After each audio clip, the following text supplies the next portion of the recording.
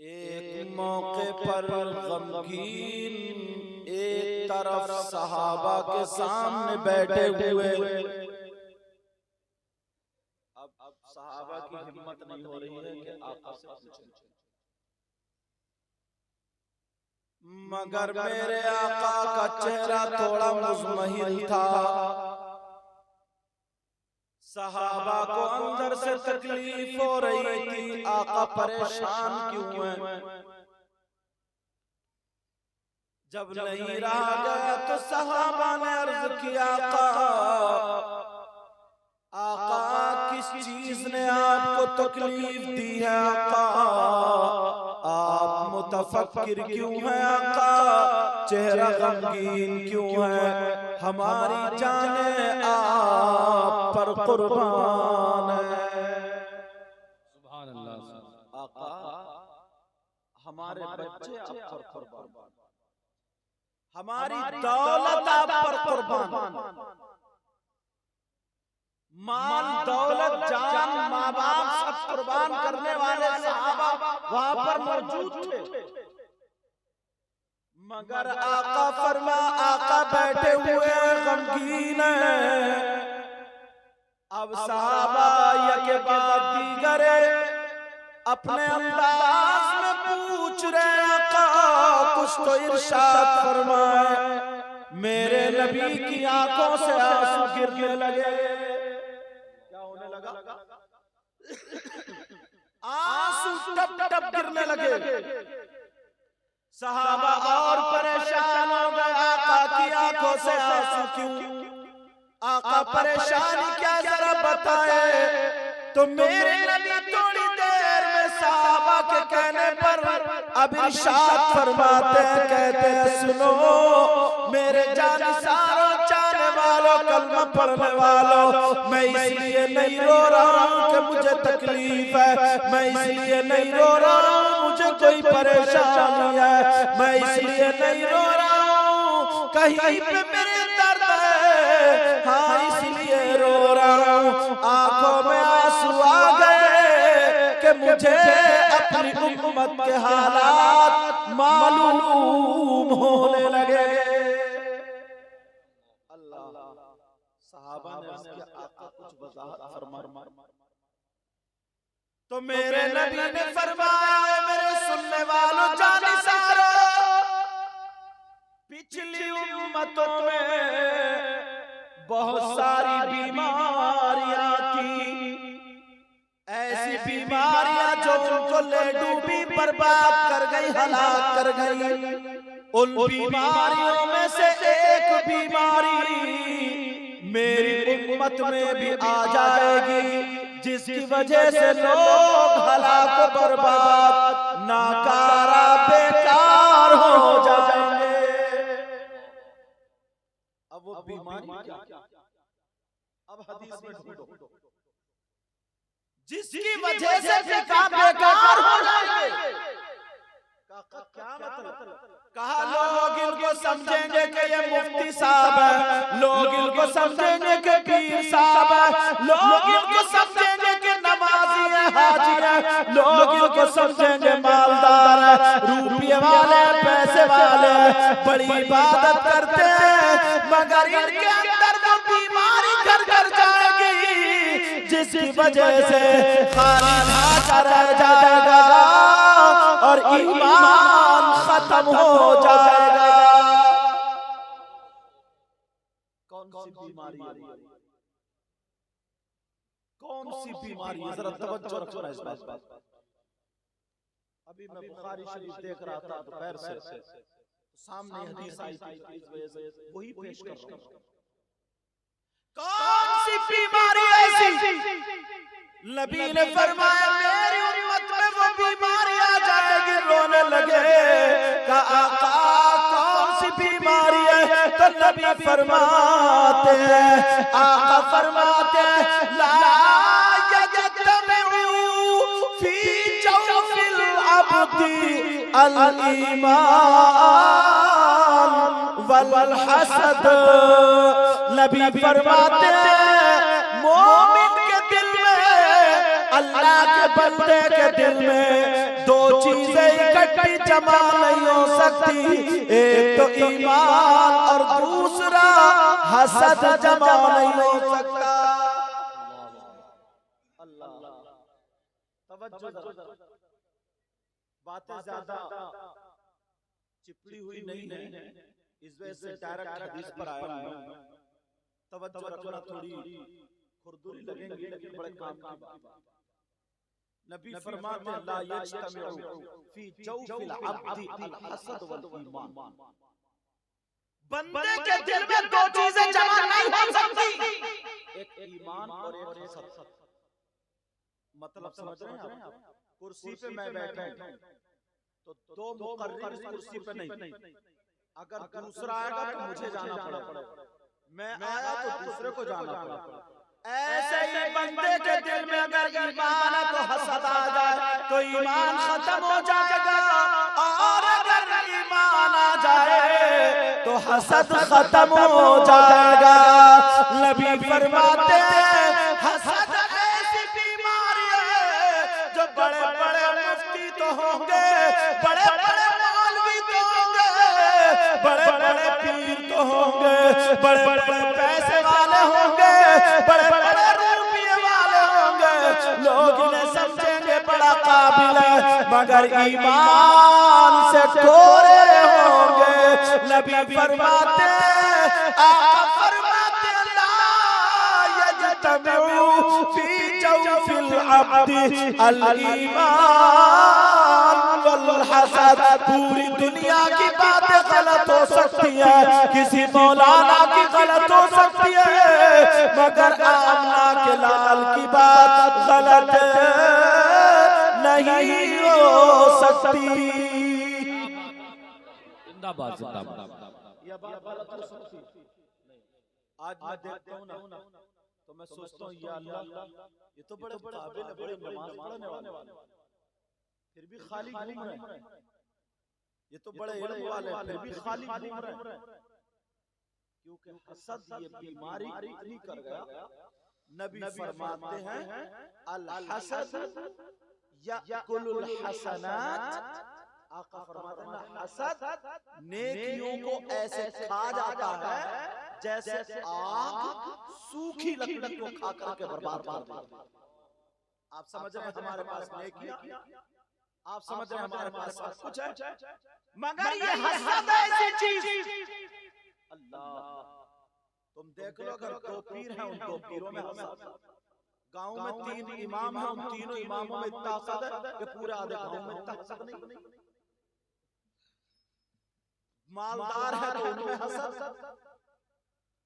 पैसे वाले हैं तो उनमें हसद, मुकर्रिर है तो उनमें हसद, शायर है तो उनमें हसद। अब जरा सोच ले, सही बता रहा हूं मैं, मेरी बात हो सकता किसी को बुरी लग रही हो, मगर मैंने हदीस जब आई सामने मैंने कहा या अल्लाह, इसमें तो बड़े बड़े पीर फंसे हुए, इसमें तो बड़े बड़े लोग, और नबी की बात तो गलत हो नहीं सकती।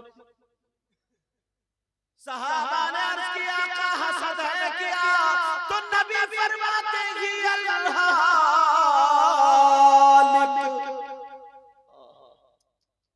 आका फरमाते हैं उस तरह है, उस तरह। लाओ हदीस को काटो, है हिम्मत तो किसी की। नबी फरमाते हैं ये अल-हालिक, उस तरह। अब सहाबा देखने लगे उस तरह, उस तरह तो होता है जिससे बाल मूंडे जाते हैं। पहले इतनी मशीनें वगैरह नहीं थी, वो रबड़ से या पत्थर से या रेती से जिस जो भी हथियार था उससे तेज करते थे, और उसी से खर खर खर बाल बाल दिया पानी में भिगो के।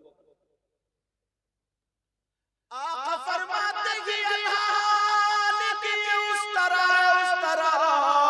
अब जरा सुनो, सहाबा देख रहे नबी के चेहरे को, मेरे नबी ने चेहरा पढ़ लिया। आका फरमाते ला अक़ूलु हादा तहलिकु शुअरा। ओ मेरे जानिसारो, मैं ये नहीं कहता हूँ कि ये बालों को मूंडने वाला उस तरह है, वलाकिन तहलिकु दीन। नबी फरमाते हैं बल्कि ये को मूंढने वाला उस तरह है। कभी सोचा ये हदीस सामने आई? यार पहले अपने आप को हमें उसमें उतरना चाहिए। दिल कांप गया यार।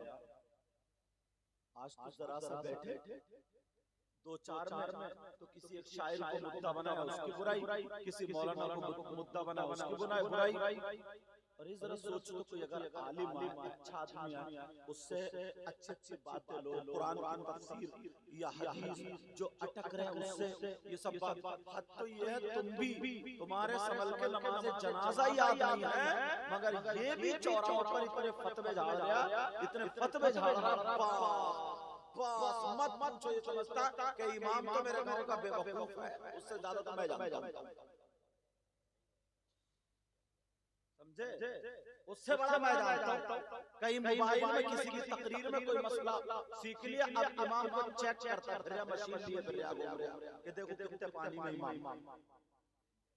मगर तुमने भी ना, सिर्फ मैं तकरीरों में बोलता हूँ सबसे ज्यादा ये कौम ना क्यों बर्बाद तो कहने दिल नहीं चाह रहा, परेशान क्यों बताऊं? सबसे ज्यादा दो चीजें सस्ती खरीदती है,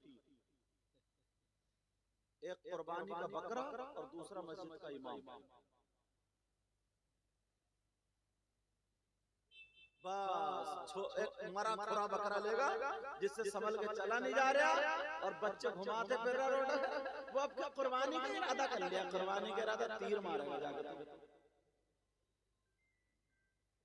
5000 का इमाम सोचता 4000 का मिल जाए, 3000 का मिल जाए, 2000 का मिल जाए, चाहे वो इय्याका नअबुदु इय्याका नस्ताईन करता हो, जिसके पीछे नमाज ही नहीं हो रही है।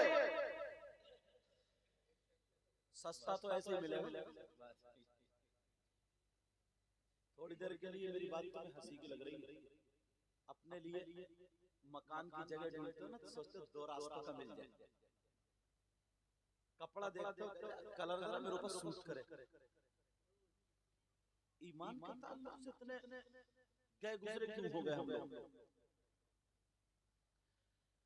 अरे 5 वक्त की नमाज पढ़ते हैं तो कम से कम ऐसा आलिम ऐसा कारी मस्जिद में इमाम रखे कि कम से कम उसके पीछे नमाज तो हो जाए। ज्यादातर ये मुक्तदियों की वजह से नमाज नहीं होती। नमाज का ताल्लुक दिल से, क्योंकि ये अल्लाह से डर के नहीं पढ़ा रहे, सदर साहब से डर के पढ़ा रहे हैं। अरे मैं तुम्हें 6000 दूं, 7000 दूं, 8000 दूं, 10000 दूं, 10000 में खर्चा चला लोगे, पूरा घर नमक से लेकर के सारी चीज मोल की है, खर्चा चला लोगे, नियत तो बहकेगी दरादर, या तावीज करने बैठेगा या दवाइयां लेके बैठेगा, ये दरादर करे, अब नमाज ही नहीं रही। और जब दोगे उसे 30,000, 40,000, 50,000 तो वो नमाज पढ़ाएगा तो नमाज होगी वो।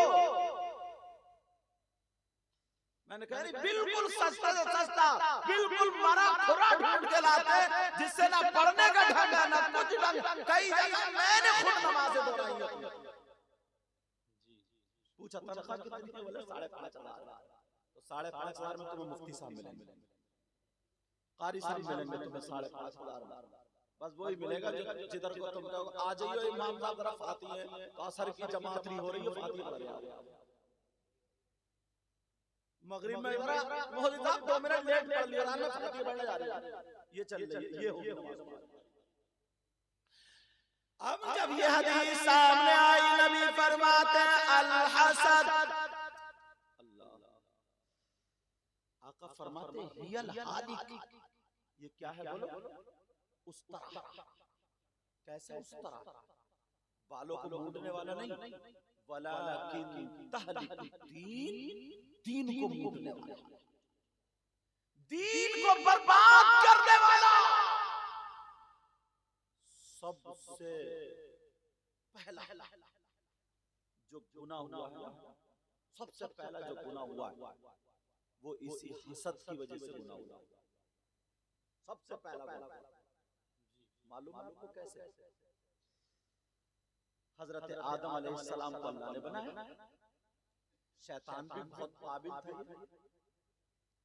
काफी इल्म वाला था। ये तो मालूम ही है फरिश्तों का उस्ताद था।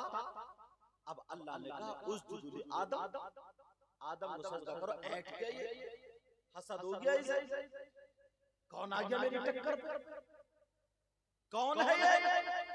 अब दलीलें देने लगा, मैं आग से बना हूं, नीचे छोड़ो तो ऊपर जाऊंगा, ये मिट्टी से बने, ऊपर छोड़ो तो नीचे आएंगे, नीचे रहना चाहिए। मगर ये नहीं देखा कि हुक्म किसका। आदम को सजदा नहीं किया, बल्कि कुरान में आया अबा वस्तकबरा व कान मिनल काफिरीन, इनकार किया, हसद की वजह से, तकब्बुर की वजह से इनकार कर दिया और काफिरों में से हो गया। कितने लोग हैं यार, मैं तो ये सोचता हूँ ना, जितने फल जिस दरख्त पे ज्यादा होते हैं ना, तो वो फल झुकता है। क्या होता है बोलो? फल मगर रसीले हो, फजनीले हो तो, और अगर सूखे सूखे बेर लगे हो तो वो लगेगा, लचेगा। कैसे इतने हैं ओ बेटा, कैसे लोग हैं? इतनी किताबें पढ़ ली, 8 साल मदरसे में पढ़ते रहे, सारी किताबें पढ़ते रहे, इतने मसाइल याद हो गए, इतना इल्म सीखा, उसके बाद भी झुकाव नहीं आया, उसके बाद भी लचक नहीं आई, उसके बाद भी किसारी नहीं आई, सूख गए सारे फल, सारे फल सूख गए। बड़ी बात कहने जा रहे हो, बड़ी बात। नबी को अल्लाह ताला सबसे बड़ा ताकतवर भी बना सकता था, मगर इन्नका लअला खुलुक़िन अज़ीम, सबसे भारी जो सिफत दी है वो यही दी है कि नबी का अखलाक, नबी का अखलाक। लोगों ने पत्थर बरसाए, लोगों ने जुल्म किया, रास्ते में कांटे बरसाए, ये सारी चीजें की, ये कहा हम नहीं मानेंगे, मगर किसी माई का लाल ने आज तक ये नहीं कहा कि मोहम्मद रसूलुल्लाह सल्लल्लाहु अलैहि वसल्लम झूठे हैं। ये किसी ने नहीं बोला, उठा के देख लो सारी तारीख। अल्लाह अल्लाह, मैं तुम्हें बता देता हूँ, तारीखी एक वर्क सामने रखता हूँ। दिल्ली है ना, दिल्ली, दिल्ली की जब तारीख पढ़ोगे तो एक वर्क सामने आया। दिल्ली का बादशाह है गयासुद्दीन तुगलक। कौन बादशाह? नाम याद है? उनके दौर में एक अल्लाह वाले फकीर आए, इनकी सारी वाली, उनका नाम हजरत निजामुद्दीन। अब इनके यहाँ लोग आ रहे हैं या अखलाक बांट रहे हैं, इसके दिल में हसद हो गया बादशाह का, ये फकीर इतना हो गया, देख पे देख चल रही है, लोग आ रहे हैं जा रहे हैं, बड़े हाथ चूम रहे हैं, मैं दिल्ली का बादशाह, मुझे कोई नहीं पूछ रहा ये क्या काम कर रहा है यहाँ पर, इसको निकालो, यहाँ से हटाओ। मगर ये पता नहीं था बेटा हाथ गलत जगह डाल डाल, ये पता नहीं था हाथ गलत जगह डाल डाल। हजरत निजामुद्दीन, अल्लाह, अब वो जलन रखने लगा, हसद रखने लगा, और उस अल्लाह वाले के पास कोई हसद ही नहीं, यार अल्लाह वाले कोई जलन नहीं। इसलिए लोगों से पूछा क्या करते, बोले कुछ भी नहीं करते। अगर कोई आकर के कह दे कि सरकार 1000 आदमियों ने हाजिरी दी, ये जलबन का कबाब हो जाता था। और हजरत से जब कहा जाता था हजरत आपके बारे में गयासुद्दीन तुगलक गलत गलत बोलता है, तो निजामुद्दीन मुस्कुरा दिया करते थे।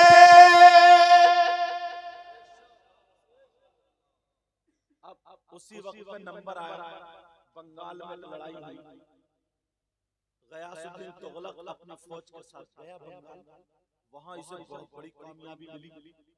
तो लोग तो होते ही है ना, यहाँ से थोड़ा सा मतलब होता है तो खाली मूली भी उसकी तारीफ कर बैठते। अब उसे लगा मैंने कितना बड़ा काम किया, पूरा फतेह कर दिया, और वो फकीर वही पड़ा, फिर भी लोग वही जा रहे। अरे इसको निकालो दिल्ली से, घुसूंगा। इसने दिल्ली से पहले अपना पड़ाव डाल दिया। अब जैसे ही पड़ाव डाला दिल्ली से पहले, और इसने खादिम को भेज दिया, गयासुद्दीन तुगलक जो बादशाह ना, वो कह रहे हैं तुम दिल्ली छोड़ो, हटो यहाँ से। क्या ऐसे लोगों का काम नहीं है? दिल्ली मेरी है, मेरी, मैंने इतना काम किया है। तो जब आकर के खादिम ने कहा दिखाया, इन्होंने पड़ा मुस्कुरा दिए और मुस्कुरा करके कहा जाओ कह दो हुनूस दिल्ली दूर। क्या बोले? हुनूस दिल्ली दूर। बेटा अभी तो तुम दिल्ली में घुसे भी नहीं हो, बहुत दूर है। क्या ख्याल है तुम्हारा? घुस के तो दिखाओ। हजरत निजामुद्दीन बोले हुनूस दिल्ली दूर। उसने वही जाकर के सुना दिया। जब सुना तो पागल हो गया और ऊपर चढ़ने लगा। जैसे ऊपर चढ़ा शामियाना गिरा, खूंटे जो गड़े थे खूंटे पे गिरा, मर गया। सारे लोग बोले हुनूस दिल्ली दूर। बोले दिल्ली मेरी है। कोई पता नहीं प्यारे, हम घर से निकलते शाम को जाए, शाम को वापस पलटे या ना पलटे। कितने लोग तुमने से देख लिए और कैसे कैसे हालात, पता नहीं अल्लाह ताला कभी इम्तिहान ले ले। फलस्तीन के हालात देखो, कितने सुकून से रह रहे थे लोग। अब जो लोग न्यूज़ सुनते देखो, मगर ऐसे ऐसे भी माँ के बेटे अकेले ही मैदान में है। वो माँ बच्चों को संभाल रही है, माँ मर गई, बच्चे जिंदा रह गए। अब बच्चे कह रहे हैं माँ बोलो, माँ बोलो। कैसे बोले? अब लोग कह रहे हैं कि दूध पीते बच्चों ने क्या बिगाड़ा था। गौसे पाक बड़े पीर साहब का नाम सुना ना? मादरजाद वली, माँ के पेट से वली पैदा हुआ। इबादत नहीं करी, माँ के पेट से वली। ये किसका समर मिला, किसका बदला मिला? क्योंकि उनकी माँ ऐसी थी, उनके बाप ऐसे थे। समझ में आ रही है? माँ की बदौलत जब वो हुए तो मादरजाद वली हुए। सदरुल अफाज़िल सैयद नईमुद्दीन मुरादाबादी लिखते 3 तरीके के होते हैं। एक तो वली वो होता है जो माँ के पेट से पैदा होता है, उसको मादरजाद बोलते हैं। एक वली वो होता है जिस पर साहिब नजर की नजर पड़ जाए तो वो वली हो जाता है। और एक वो होता है जो खूब मेहनत करता है, नवाफिल की कसरत करता है, सुनन की कसरत करता है, बहुत ज्यादा इबादतें करता, अल्लाह को राजी कर लेता, अल्लाह राजी होकर के उसको वली बना देता है। इसको विलायत कसब भी बोलते हैं और उसको विलायत अल्लाह भी बोलते हैं। और ये मादरजाद वाली 3 तरीके के होते हैं लोग। गौसे पाक मादरजाद वली थे। आपको मालूम कोई ऐसा वैसा मौलाना अब्दुल हक मुहद्दिस देहलवी खुद लिखते हैं कि गौसे पाक की खानकाह में लोग ना झाड़ू लगाते लगाते लगाते लगाते लगाते लगाते झाड़ू लगाने की वजह से लोग वली हो गए, उन्हें विलायत मिल गई। कहा जूते संभालते संभालते, जूते संभालते संभालते, एक मरतबा गौसे पाक के जो जूते संभालता था खादिम ना, तो किसी मौलाना ने कह दिया, वो मौलाना जो हसद का शिकार था, यार ये फकीर अजीब है यार, इतने अच्छे लड़कों को बर्बाद कर दे रहा, बेकार कर दे रहा, किसी ने झाड़ू लगवा रहा, किसी ने कुछ, किसी ने कुछ, किसी कुछ, किसी ने कह दिया था। वो आकर के रोया तो हुजूर सरकार ऐसा बोले, अच्छा बोले फला जगह जाओ बेटा, फला जगह पर लोग इकट्ठे, जाके उनकी जूती संभालो। जैसे जूती संभाली तो उन्होंने जूती उठाई, बोले ये जन्नती की जूती, ये जहन्नमी की जूती है, ये जन्नती की जूती है, ये जाने सब की जूतियां छांट कर दी यार। नजरों से भी वली होता है। और मैंने एक बार तो ऐसे पढ़ा सीरत गौसे पाक में, चारों को बताऊं, एक खादिम है जिनका नाम शेख अहमद अल-बारिकी नाम था। क्या नाम था बोलो? अब्दुल गनी नहीं, शेख अहमद अल-बारिकी। शकील को तो कुछ और याद नहीं।